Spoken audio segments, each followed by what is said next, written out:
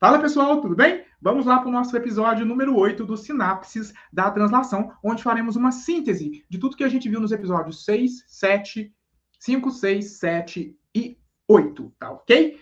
Vamos lá, roda a vinheta, produção.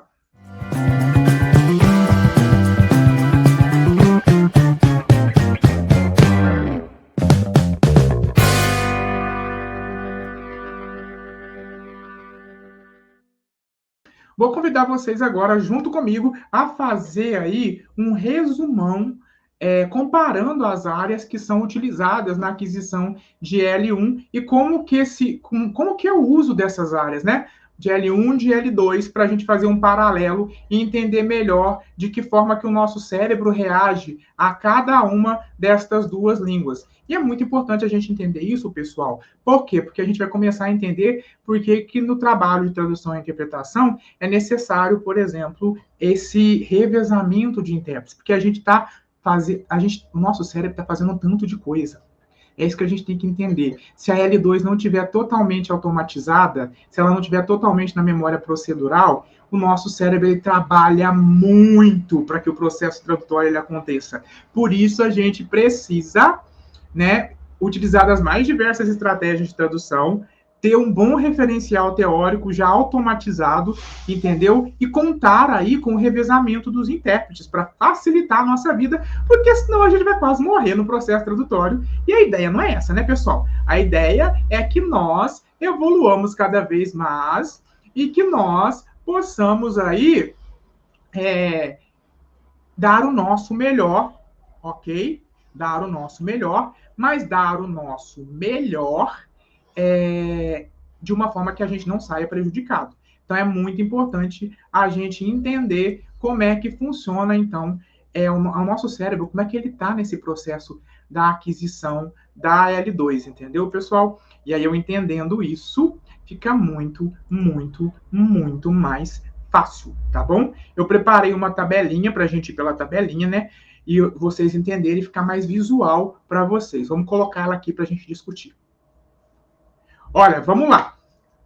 Essa é uma tabela comparativa de quais áreas estão relacionadas à aquisição da L1 versus a aquisição da L2 no cérebro. Então, a gente vai perceber a seguinte questão, pessoal. Nós vamos perceber que aqui a gente vai ver duas áreas, né? Que é o córtex pré-frontal e a área de Broca.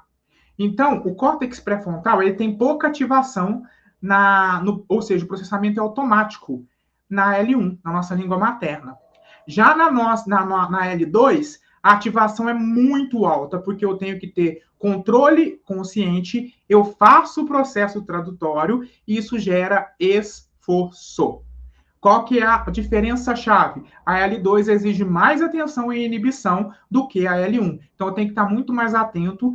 Inibição por quê, João? Porque eu tenho que tirar, né? Eu tenho que deixar de lado as influências da minha L1. Não pode ter interferência da minha L1, porque senão eu não vou respeitar a estrutura sintática da L2 que eu estou utilizando naquele momento. A área de Broca, ela é responsável na L1 pela produção fluente e automática da fala. Na L2, a ativação dela é mais lenta e pode envolver o hemisfério direito. Então, vai funcionar de cá e de cá ao mesmo tempo, como eu falei várias vezes.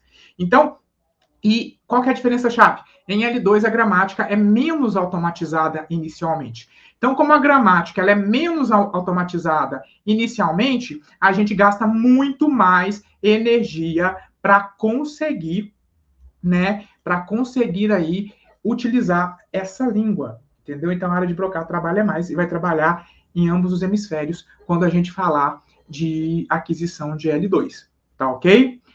E o que acontece, por exemplo, quando a gente for falar aí da aquisição da LU, das outras estruturas, né? Tô gago, né, gente? Dos outros. Mas vamos lá. Vamos falar do cerebelo. O cerebelo da L1, ele é responsável pela sincronização precisa e a articulação da prosódia. O que isso quer dizer? Sincronização precisa e a articulação da prosódia na L1. Na L2, a gente vai ter dificuldade em reproduzir sotaques nativos. Então, é o cerebelo que é responsável para a gente melhorar a nossa precisão da nossa articulação na fala, a precisão. Um exemplo muito comum que a gente tem disso, gente, é que quando a gente vai para uma L2, a gente tem fonemas diferentes, principalmente quando é a Libras, né? Porque os fonemas são todos quiremas, na verdade, né? Os 5 parâmetros fonológicos, então é mais diferente ainda. Mas vamos pegar duas línguas orais. Quando a gente vai trabalhar aí e numa L2, vamos pegar o inglês. O inglês ele tem alguns fonemas que não existem no português, entendeu? Como não existe no português, nós vamos ter mais dificuldade na articulação e na prosódia. Vou dar um exemplo. Quando a gente pega o THE, né, que é o the. Quando a gente fala a frase the book on the table. No início, a gente pronuncia the book on the table. Então, o the tem som de D. Mas a gente percebe com o tempo que o the está entre D e T. D e T. Então, the. Ok? Olha para ver, é um som que a gente não tem. E é o cerebelo que é responsável pela sua articulação. Então, a gente vai ter dificuldades para criar esse som. Dificuldade articulatória. Então, a nossa precisão articulatória ela diminui. E qual que é a diferença-chave? A gente tem menos plasticidade nos ritmos novos da fala, tá? Menos plasticidade para os ritmos novos da fala. A gente vai falar um pouco mais devagar, vai ter dificuldade nas articulações, principalmente quando a gente aprende isso depois da infância. As crianças geralmente não mantêm essa dificuldade, porque o cérebro delas, se elas aprenderem a segunda língua na infância, né? As mesmas estruturas da L1 vão funcionar na L2 de forma igualitária, tá bom? Quanto mais cedo ela aprender, mais igual vai funcionar, viu, gente?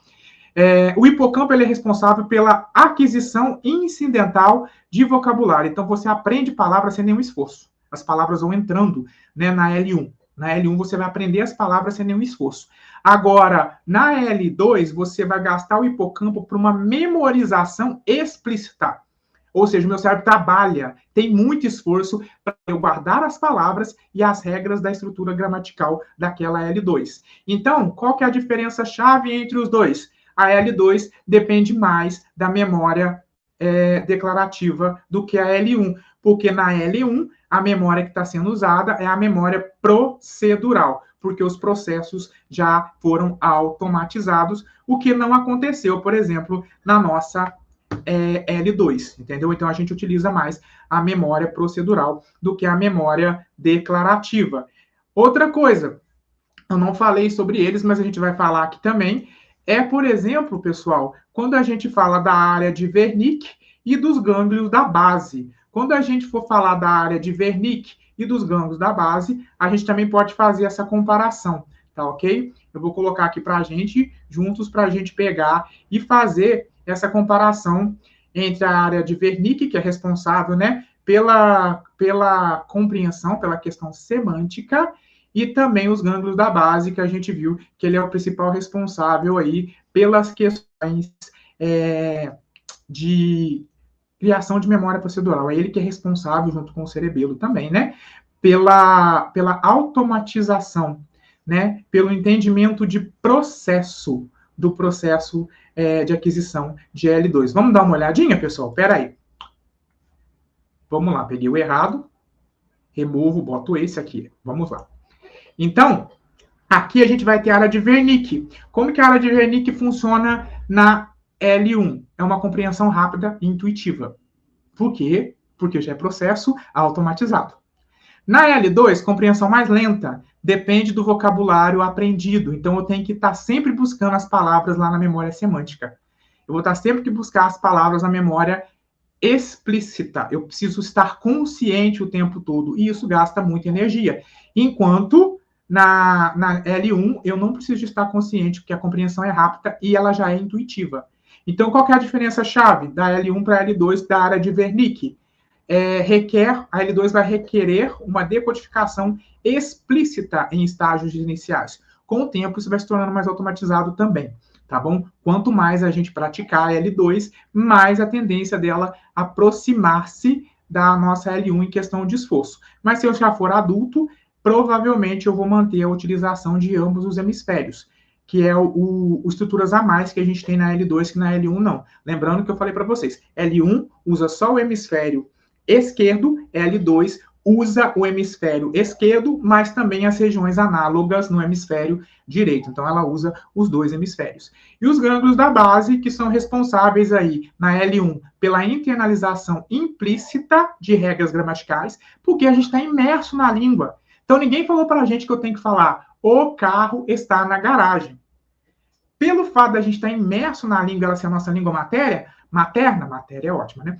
E ela ser a nossa língua materna, essas questões de estrutura, de regras gramaticais, elas foram adquiridas automaticamente, entendeu? Na interação com o meio.